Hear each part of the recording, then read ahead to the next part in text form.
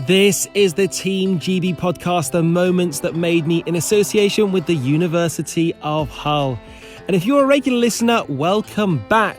But if it's your first time joining us, it's great to have you on board. Every episode, we speak to truly fascinating GB Olympians, or indeed Olympic hopefuls, to find out about the three moments that have made them the people that they are today. Now, by the way, thank you if you've left feedback and commented online. It's very cool to hear your thoughts. And if you do like the show, please rate, review and subscribe wherever you get your podcasts from. Now, so far on this show, we've heard from Becky and Ellie Downey, Becky Adlington and Pete Reed. What a bloke he was, by the way. But this week's guest is Ed Clancy. 3 times is he an Olympic champion, the mainstay of one of our most successful dynasties, the men's team pursuit. And I say dynasties for a reason. We discussed the phone call that changed his life, the post-2012 come down and a back injury that actually threatened his identity as an athlete, as well as a chance to go for a historic 4th in Tokyo. What a man he is. Now, Ed's a real student of cycling. He's a student of training and indeed strength and conditioning, so we really get into that.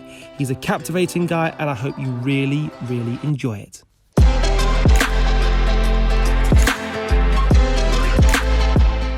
Ed Clancy, this is an absolute pleasure for me to talk to a man who is a 5-time European champion, a 6-time world champion, a 3-time Olympic champion. How are you? Very good, thank you. Yeah, I'm doing all right. I've just thawed out from a ride this morning. Somehow it's nearly July now, but it's 8 degrees outside and it's an absolute howling gale. But apart from that, I'm really good. And when you say howling gale, is that because you're based in Barbados at the moment? No, I'm afraid not. We're in Home Firth in West Yorkshire, and to be honest, we kind of live in the bottom of a valley. But you know, even when you try and avoid the hills, yeah, it's. I think I spent 2 hours on the bike and then another 2 hours in the shower trying to warm up.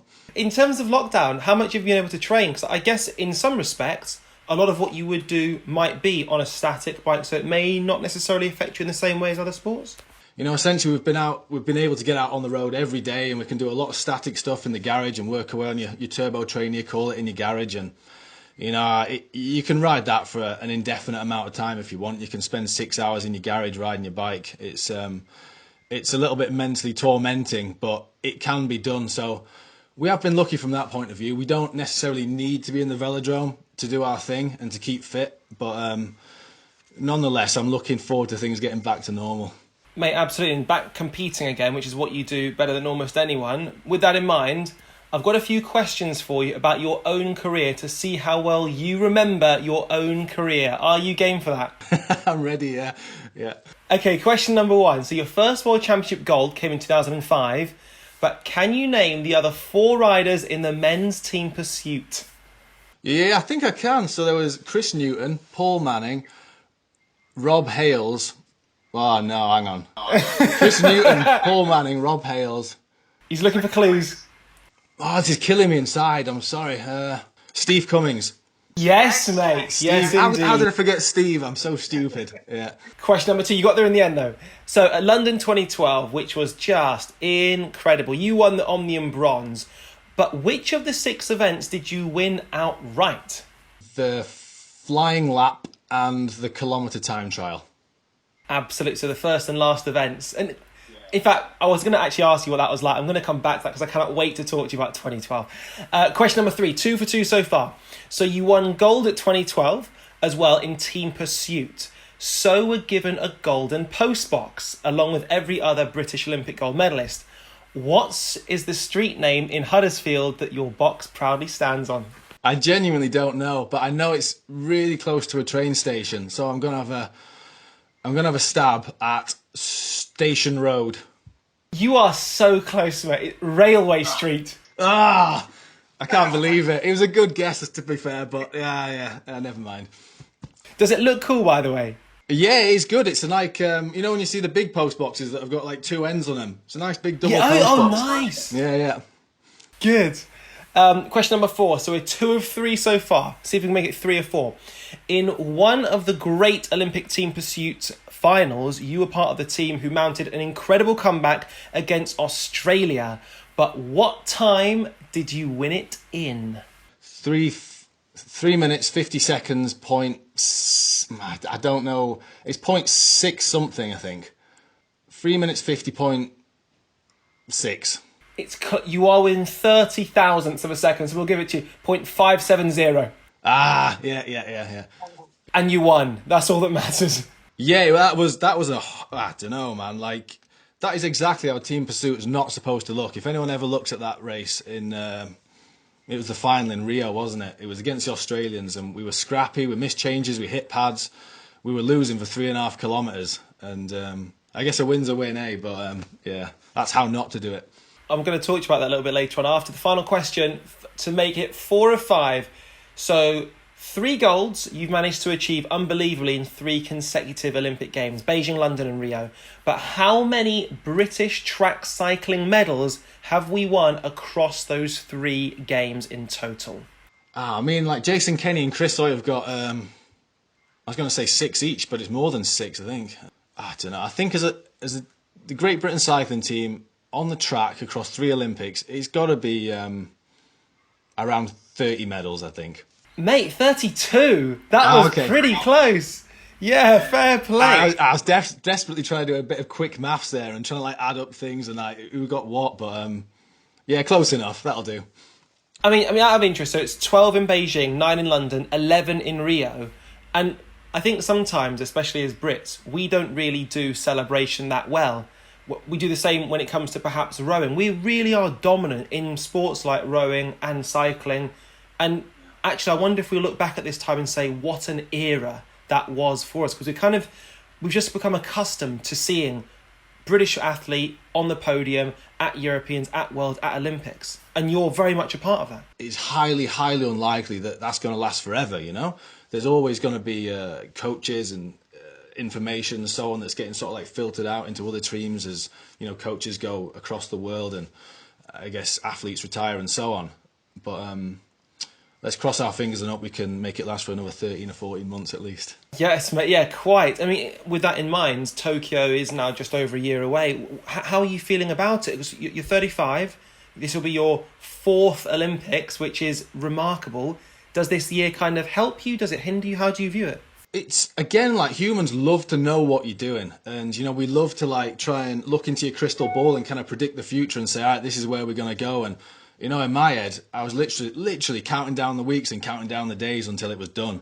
And, you know, in my mind, you know, on the 5th of August, that was it. We were going to ride the Olympic team pursuit final. I was going to step off my bike and, at least in my involvement with Team GB and the Great Britain cycling team, would have come to an end. And I guess there's sort of 3 uncomfortable facts of life that we all kind of know and accept, but, you know, when they smack you around the face, it takes a little bit of time to get used to it. And, you know, life's unfair as a fact of life. The goalposts move and there's no guarantees. And, you know, not just for sports people or Olympians, but, you know, everyone's been smacked around the face with the goalposts moving. And that's just what happened. And, you know, I'd be lying if I said it was an easy thing to sort of like get my head around. And I'm still getting my head around it now. And, you know, for a long time, I kind of thought, you know, I'm 35, like you said. Have I really got another year in me, physically and mentally? And you kind of and ah about it for a while. And I guess all you can do is kind of like think about the pros and cons and come to your own conclusion. And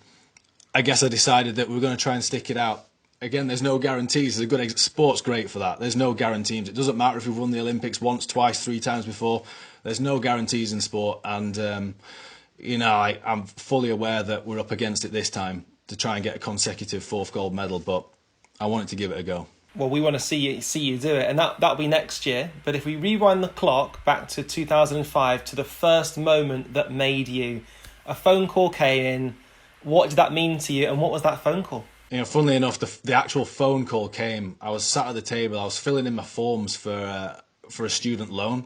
I was about to go to Loughborough University, which is funnily enough where you went, I believe. Yeah. And I was filling in my form for Loughborough University. I was going to do civil engineering, and I was going to ride my bike as well, but, you know, just kind of to prop up what I was doing academically. And British cycling has what they call an academy. It's basically like you're under 23 years. So when you're 19, 20, 21, 22 years old, you're on the academy. And I guess that's like the school of cycling. That's kind of like the transition from being whatever you were going to being a professional cyclist. And, more often than not, people don't make it through that process. But the call came and I was happy. And I threw my student loan application at the bin, along with every other possession I had. And my neighbour at the time was doing some DIY in his kitchen, so we had a hire skip outside. And within a week, I think I'd chucked almost everything I owned in there. And I got picked up by one of the coaches at British Cycling, and that was that. Off we went to Manchester for a couple of years.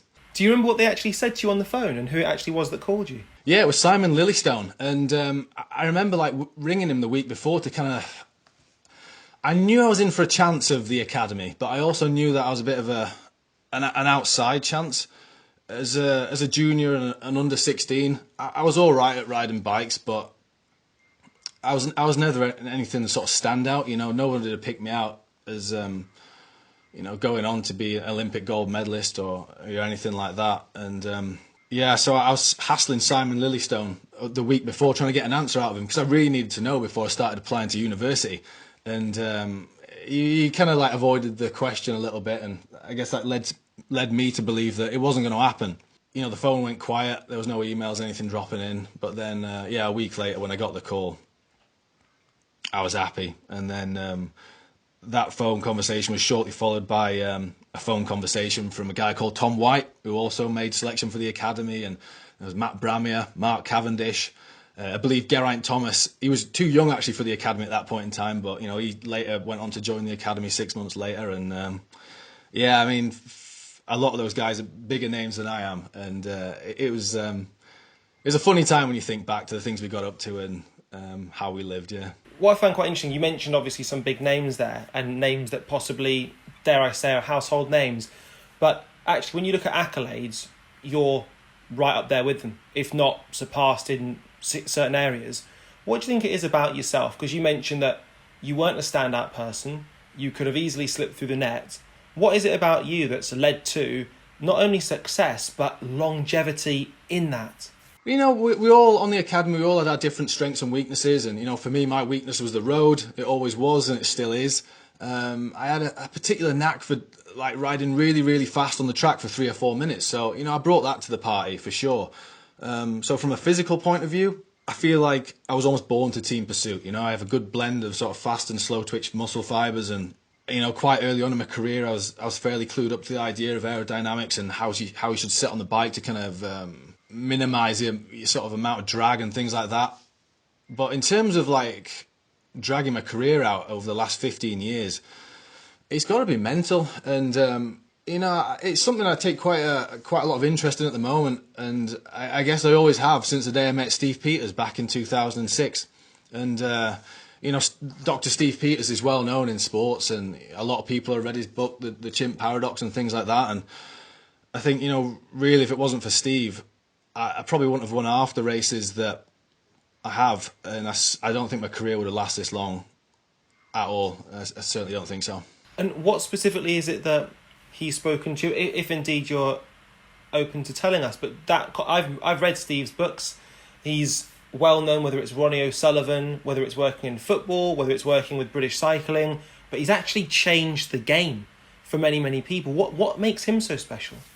Thinking back to when I was a 20-year-old or whatever, it almost seems like a bit like a dark art or voodoo or like some sort of weird magic that you just didn't believe in, But when I sat down with Steve, he never spoke to me about your heart chakra or anything spiritual or anything like that, He talked about facts and he talked about science, and he told me if we put a head scanner and look at where the blood movement in your brain goes, when we put you in a stressful environment, if we put you in front of 6,000 people in your home Olympics and your mum's crying in the stands and you've got the Aussies on the other side of the track and you're going to have to beat the world record. He said, this is where all the blood goes in your head, and it goes to essentially like a prehistoric part of the brain which has very, very little use, very little practical application in the modern world, be it in sport or business or anything else. And it's that old sort of saying of it's letting your emotions get the best of your intelligence. And I guess he just kind of did it in his own Steve Peters model, and he kind of showed me this is the frontal lobe, and this is what this part of the brain is responsible for. This is your limbic lobe, and this is what this part of the brain will think when you're in a certain situation. And over time you can sort of pre-program your thoughts with this part of your brain. And yeah, it was sort of complex enough and interesting enough to kind of really get my teeth into it and like buy into the idea. But at the same time, it wasn't like I had to do a degree in psychology, you know, to kind of understand the basics of what was going on in my head. And yeah, no, from that point onwards, you know, I dare say I saw Steve Peters in my career, you know, perhaps a dozen or so times. But I think, you know, he always left me with homework to do, and I always went away and I did that homework. And, you know, I started seeing that as part of my job. You know, there was, you know, people get the physical side of it. If you want to be stronger, you go to the gym. If you want to increase your fitness, you ride your bike for half an hour a day or 2 hours a day or whatever it is. The exact same concept applies to your mental health and your mental strength. If you want to be better at it, you've got to practice it. Just like going down the gym, even if it's 10 minutes a day on reflecting on your thoughts and writing down positive things, or sort of like understanding when you got hijacked by the chimp, as he put it, and kind of like, you know, working on that and trying to like turn it around into positive things. So if we skip forward to say Beijing, for example, it's going to be your first potential Olympic gold medal if you win. You've received work from Steve Peters at this point. What goes through your head as you're about to turn the wheels for the first time? Yeah, that's a good question, and it depends if you're in the right frame of mind. So, you know, again, to like paint the picture, you're sat in your first Olympic final, and I sort of lead the team off. That's always been my job in team pursuit, and there's an awful lot of like responsibility. You can really mess up the race, not just for yourself, but for three of your best mates, you know, for the coaches, the performance staff, and you've got this kind of this voice in your head saying, what if I miss my first change? What if I go out too fast? What if I go out too slow? What if I get a puncture? What if somebody pours a bottle of Evian water down the track and we all slap off? You know, like these ridiculous things. And what if the Australians go 5 seconds faster than we've seen before? And, you know, there's so many things that your limbic lobe will throw at you that are completely irrational and irrelevant. And having worked with Steve, you've got to kind of literally talk yourself out of those thoughts by reciting fact, truths, and logic. At the time, I was a 23-year-old man. I'm dressed up in a skin suit, about to ride my bike around a wooden track. This isn't life and death, and this race, whilst it's got consequences that could only change my life for the better, it's still a bike race. No more, no less. And you know, when you start reciting fact and truth and logic, and it's as simple as like, I'm going to do my best, and by definition, there's nothing else I can do. If you kind of, it's like having a devil on your shoulder, you know, you've got one voice saying one thing, giving you the if this and but that, and what happens if this and what happens if that, and then you've kind of got the voice of reason as well. And you've just got to, I guess it's having enough self-awareness to kind of listen to the voice of reason and truth and logic. And for me, that was the only way I could sort of deal with that situation. And, you know, touch wood, so far, it's always got me through the big events. If I was going to chuck something back at you, so I would know that it is a race. I've ridden a bike for many, many years. It's not life and death. The chances of Evian water coming down the track are slim to none. The chance of the Australian team responding with something just incredible is almost by definition incredible. But if I didn't care about this, I would not have trained as hard as I have for this. I wouldn't have dreamt of what would come of this. So how do you kind of manage that side of things, where it's almost, because especially the Olympic Games, like for me that goes back to almost my very being. Seeing Linford Christie, seeing Sally Gunn, seeing these people that did something that was just beyond all comprehension, and now you're there. This is your chance to become the new hero. How do you manage that? Yeah, that's an interesting question. And I guess, you know, when you sat there on the start line in an Olympic Games, if you're anything like me, I mean, I'm the same as you. Like, I saw guys like Chris Hoy and Jason Quealy, you know, before, and Chris Boardman even, like, riding around on his Lotus Superbike when I was a kid. And, you know, I wanted nothing more than to try and emulate what those guys were doing and what those guys had done. And Yeah, absolutely. You desperately want it. You know, when you're sat on the start line, you'd rather die trying than lose that race. And that's a very emotive thing. And I guess, you know, all your emotions, again, you know, come from that part of your brain, which is the limbic lobe, which is kind of egotistical, and, you know, it wants to be the big chimp or whatever it is, the top dog. But that's all well and good, you know. When you get that close to that pot of gold, you know, motivation and that drive to win really does take care of itself. The issue at that point in time is kind of controlling that emotion, so you don't get overexcited, so you don't set off too fast, so you don't do anything just ridiculous, you know. But the question, well, at least in my mind, it really applies when you're 6 months out, when you're a year out, when you're 2 years out from the Olympics. You've really gonna draw on two things, to be honest. There's a difference between motivation and commitment, but in my opinion, you absolutely need both. So I guess, you know, my motivation, what kind of motivates me, if you like, in an emotional sense, is that big dream. I want to become the most successful track rider of all time, or the most successful team pursuiter of all time. And you want that Olympic gold medal. You dream of standing up on the top step of the podium with your mates, and that, you know, from an emotional point of view, that's your drive, and that's what gets you out on days like today when it's hammering down with rain sideways and it's 8 degrees in July. But like every emotion, like being happy, like being sad, motivation comes and goes. And, you know, when you don't have motivation, that's when you need to rely on the other thing, which is commitment. And, you know, again, commitment, if I'm not mistaken, comes from the logical, sensible part of the brain, which kind of relies on truths and facts. And that's when on days like today, it's like, right, well, I've been tired recently. I've had a few days off. This is my first day back. This is not going to be my best day on a bike. I'm riding my mountain bike around Holmfirth in rain at 8 degrees. You know, there's nothing that's going to excite or motivate me to go out today. So on days like today, you rely on commitment. So I think logically, I'm like, right, I've looked at the pros, I've looked at the cons, and I've decided that I want to stick out the last 13, 14 months of my career. And whether we make it or not, I want to try to get to Tokyo. And I know that we've sat down with the coach and the sports scientist and the physiologist, and this is the training plan, and this is the ride I have to do today. So it's kind of a binary thing. You commit or you don't commit.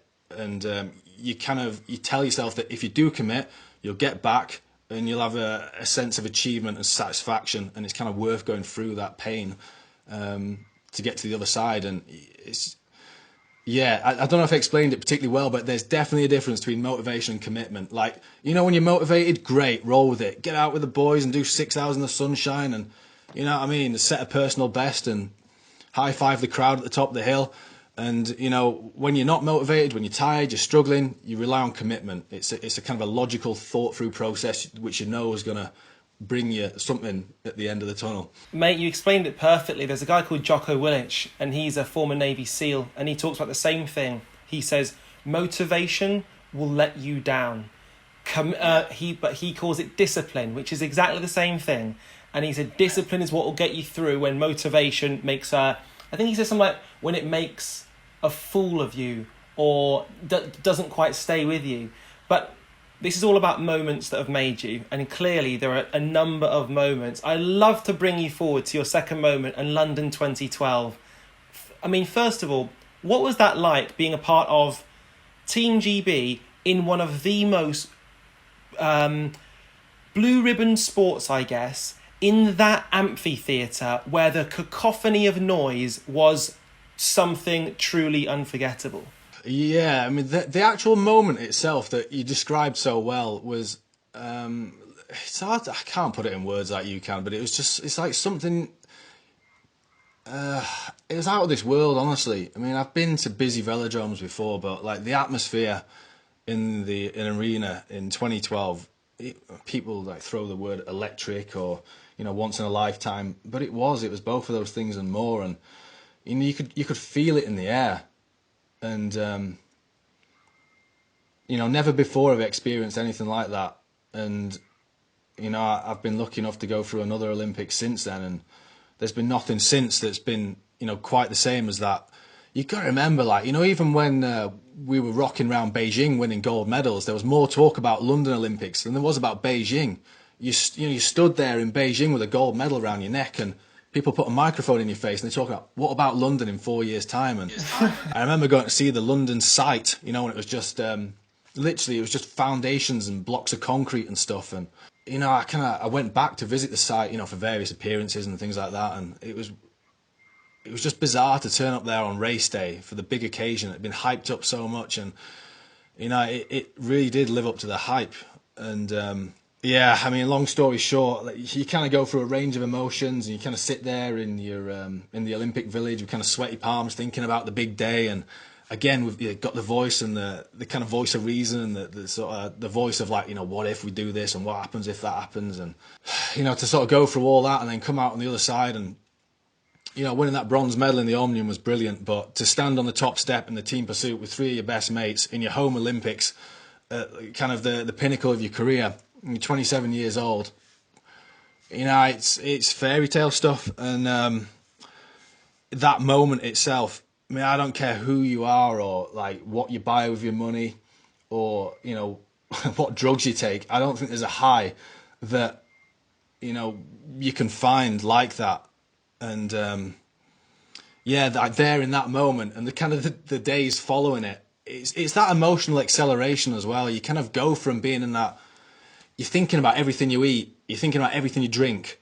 Every time you're on your feet or walk down a flight of stairs, you're thinking about, is this going to detract from my performance? Is this going to detract? You know, even like conversations you have with people, you're like, am I wasting emotional energy here? And as soon as you cross that line and it's all over, you know, particularly if you do well, you've just gone from being in such a kind of a thoughtful, tense place to a place of just like, I mean, you couldn't care less about anything. Everything's brilliant. You know, someone could break into your house and nick your car and you'd shrug it off. You're invincible. It's like a superpower. And I guess you ride that high for a period of time, not an indefinite amount of time, but you do ride that high for a long amount of time, yeah. So you crossed the line. Who in the crowd was there to support you that day that you personally knew, friends or family?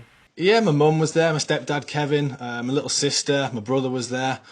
You know, and in terms of like my friends in the cycling world, there's, you know, all the coaches, the sports scientists, physiologists, all the kind of connected people to do with them and their friends and family. There was, you know, I just wish there was enough tickets for everyone. You know, that place was booked every day, every session, every day. And, but, you know, there's a lot of people in the building. And I think when it was in the team pursuit, when I crossed the line, there was a Union Jack floating around in the stands. So, you know, as you do, I grabbed the Union Jack and I held it above my head.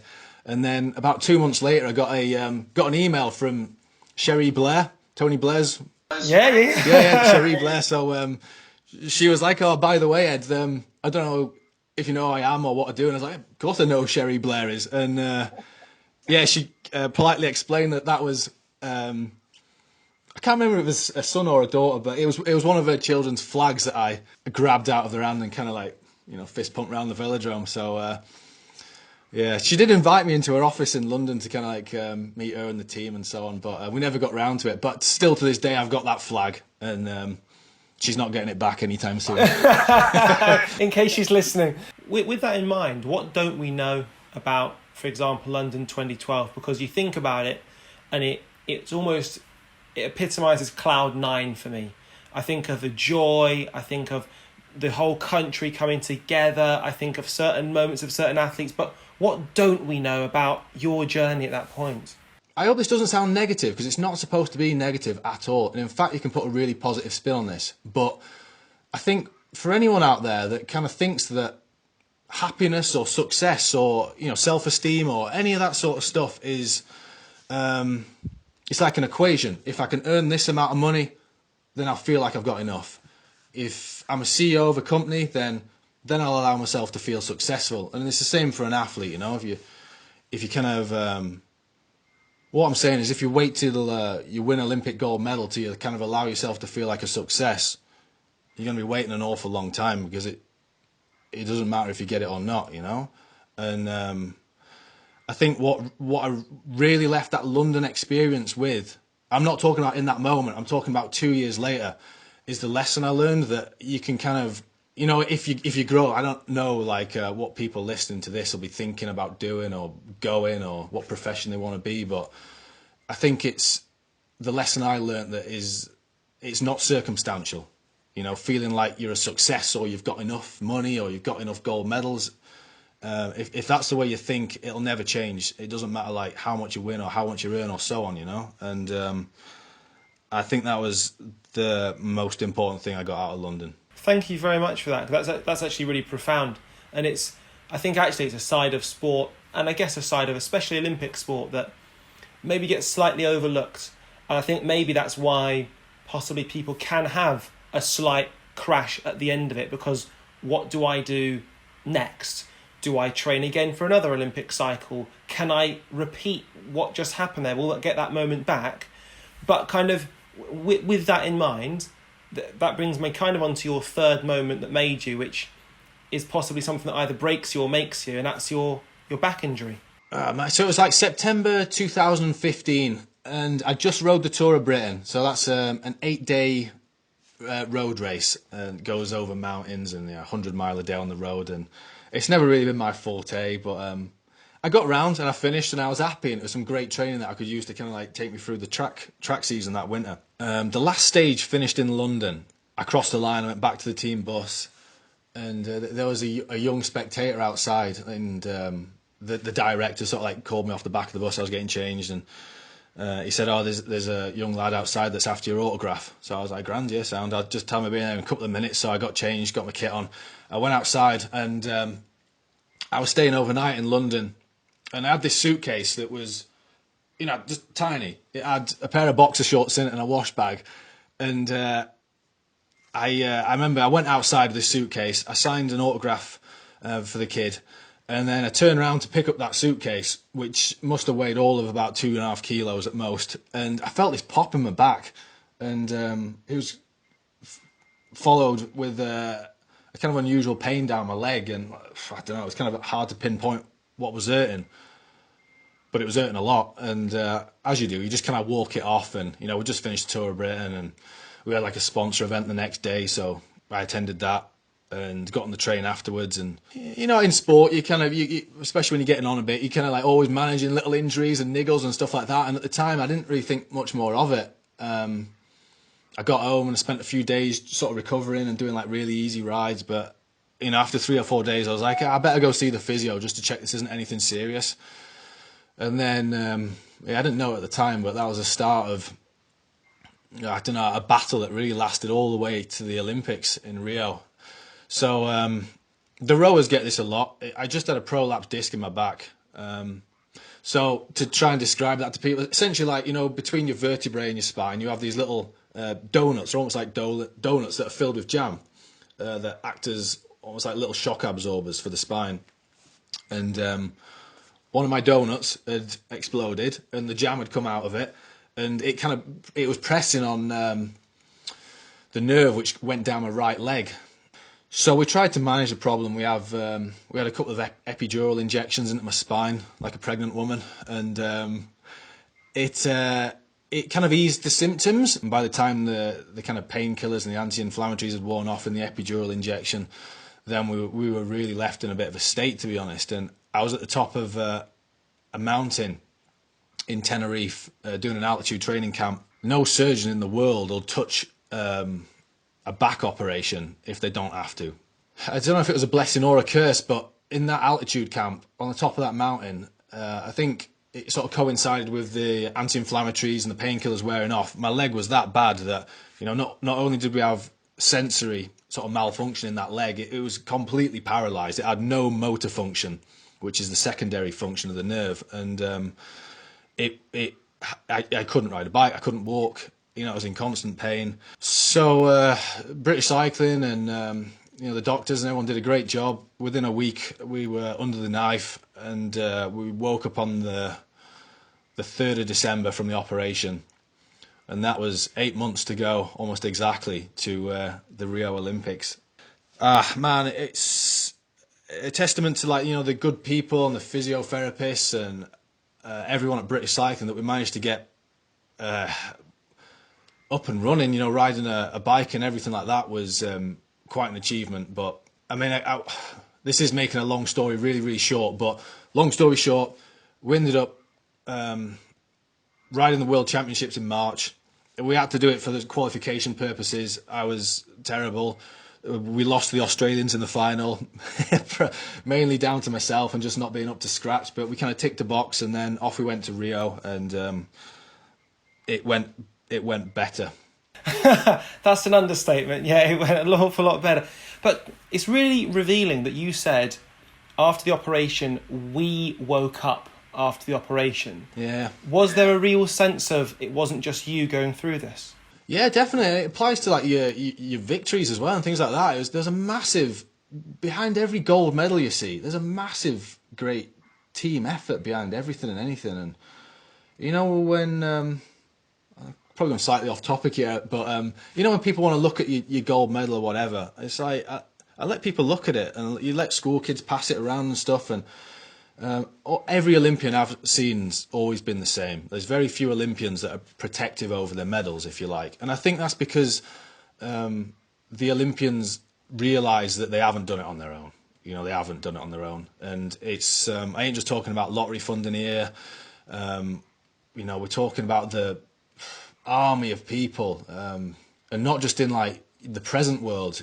People from your past that, like, helped you get on bikes and took you to your first club race, and their associated friends and family, and people that just lent you a wheel for this race and that race. And by the time you get to your sort of early 30s and you're doing your third Olympics, the amount of people that have kind of, like, helped you get to that place, it must be in the thousands, if not tens of thousands.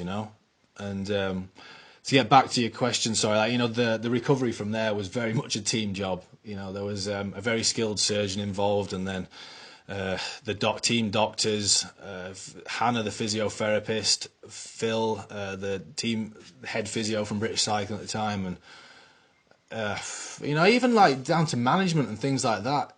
At that point in time, with 8 months to go, you could have easily forgiven, my sponsors and my road team and British Cycling and everybody else involved. I'd have forgiven them if they turned around to me and said, "You know what, Ed, we're going to concentrate on these 4 guys." But they didn't. Like, management, the coaches, nobody gave up on me, which was nice. Does it make you think, going into Tokyo, you almost want to have that Olympic preparation to do yourself better justice, to not try and hope that you'll make the start line, but actually know that you can be the best version of yourself in the best possible shape, if indeed that is possible? Yeah, definitely. I think that's always the goal as an athlete. And should I make the team next year, I'll be 36 and a half years old when we get to Tokyo, and that in itself is there's this quote banded around, in sport, where somewhat along the lines of it's hard to get to the top, but to stay at the top is even harder. And I remember seeing that as a kid and being like, well, surely, if you made it to the top, then all of a sudden it's going to be easier to get there, if anything, because it does it. But it's not. It's true. Looking back to Beijing and that first gold medal, I mean, no doubt we had talent. We had a talented team, and we were very forward thinking in terms of gear choice and bike position and aerodynamics and strategy and all sorts of things like that.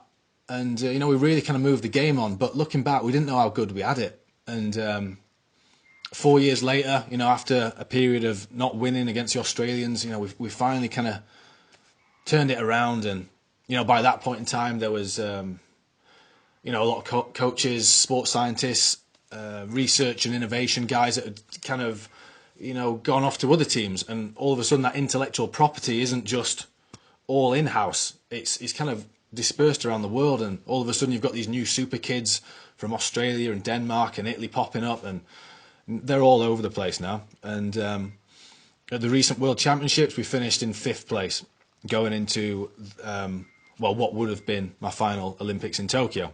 There's no doubt about it. Like, if we win, to take Great Britain cycling team, win a gold medal in Tokyo, that will be, if I'm there, that'll be my greatest feat. And, you know, as a team, as a Great Britain cycling team, it'll be their greatest feat. It's getting harder and harder. There's people are learning from, you know, how we move the game on, this whole marginal gains ethos that Sir Dave Brailsford brought to the party. You know, even like the psychology that I spoke about earlier on in the conversation, that's out there now, you know. We were incredibly fortunate to have like Sir Dave that kind of like really moved the game on in certain areas, and we had a few great sports scientists like Matt Parker and Dan Hunt that kind of like just kind of, they had no respect for tradition or like how things were done, and that was a good thing. They just, you know, they were more than happy to start with a clean slate, and we had nothing to lose at that point in time. You know, we weren't the Great Britain cycling team as it is now. We had no expectation, we had no pressure. And, you know, we were kind of free to like pick and choose and do what we wanted without that fear of kind of losing what we had. And long story short, like I said, you know, it gets harder and harder. And for me, going into the last Olympics, you've got age against you. You've got the young pups, you know, in other teams and in your own team. And yeah, it definitely gets harder than it does easier. Mate, final question. So if you make it to Tokyo next year and you think about names of Hoy, Wiggins, Thomas, Cavendish, people, like I said at the very start of this, don't necessarily think about yourself. What would you like us to know about you? When we see you in your helmet, we see you in team pursuit, you haven't even taken your first rotation of the wheel yet. What would you like us to know about that guy who's about to go off? You know, when I really think about that question, you've just got to think about like what you truly value. So I guess the easiest way to like really think about what you truly value is the deathbed scenario. Like, you know, everyone's thought about it. So, you know, for the people listening to this, you close your eyes and you imagine you're a great-great-granddad or a great-great-grandma, and your great-great-grandson Barry, or whatever he's called, is at the foot of your deathbed, and he says, great-great-granddad Ed, what should I do with my life? And almost everyone at that point in time will turn around and say, be nice to people, be kind, strive for great things, but, you know, don't stress if they don't happen. You know, things like that. It's just like, be a good person, try to be positive, try to make other people feel good about themselves. And, you know, as much as I'd love to sort of like go out in style in Tokyo and spray a bottle of champagne around a nightclub and, you know, dance up and down and rejoice in all the sort of like appearances and adulation you get, I think when I'm really pushed, that's what I want to be remembered for. You know, like my values. I want to try and be to be a reasonable person at least. You know, and try and make my teammates feel good and try and be a positive influence on other people and youngsters coming up in the sport and that sort of stuff. Mate, thank you very much. This has been a joy talking to you, dude. And you mentioned kind of between over 4 years, essentially the knowledge behind the IP, as you put it, of what goes into becoming an Olympic champion is out there now, whether it's with Australia or US or whoever it might be with. I think you leaving the game will also be a vacuum of experience, data, information that hopefully you'll act as a consultant and give back, mate, because you're a world and wealth of knowledge, and I've learnt a lot speaking to you. So thank you so much for your time, mate, and fingers crossed in just over a year's time we'll have another conversation and I'll go, mate, was it ever in doubt? That's very kind. I appreciate the kind words. That's great. Thank you. Thank you, Ed. Stay healthy. All right, cheers.